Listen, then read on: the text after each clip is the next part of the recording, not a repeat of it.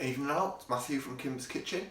Last week I put a video up of some leek and potato soup that I put on for a few of my friends that do cycling, etc. A few people said they didn't really like leek, said I got any alternatives. So I had a bit of a raid through my fridge and my cupboards, found a few things I thought I needed to use. So I've just done another quick video for another high protein, high carbohydrate soup for to give a go. So to make this we're going to be using 600 grams of carrots, kilo of potatoes,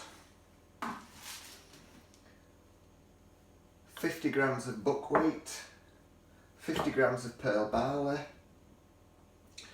50 grams of yellow dried split peas, 100 grams of orange lentils, 25 grams of soya mince, 3 cloves of garlic, and quite a buzz food at the moment, which I'd forgotten from my last soup. I don't know how I managed to do that. Quinoa.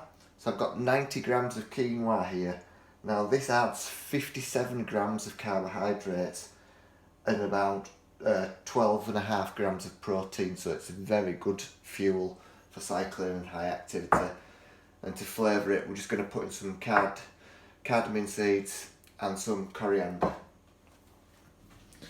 So what I've done, I've boiled the dry ingredients except the soy mince and the quinoa for about 20 minutes just to get it soft, because otherwise if you add it into the vegetables you end up with these being too dry and hard. So what we'll do is we'll add these to the soup when it's nearly ready. So I've drained them and we'll leave them to one side and get on to the carrots and potatoes. So I've just added the carrots and the potatoes with the flavourings to the pan.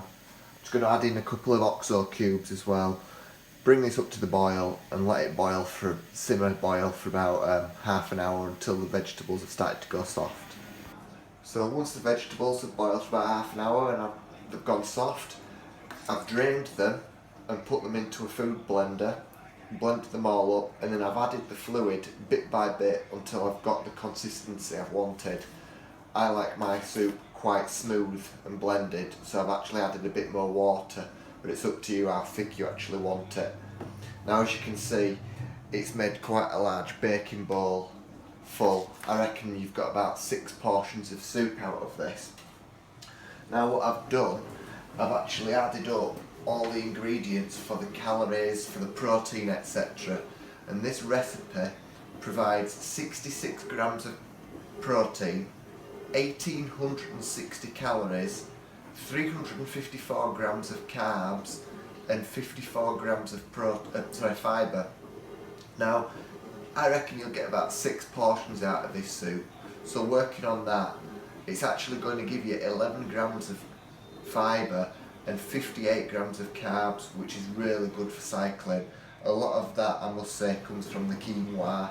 That on its own added 56 grams to the recipe.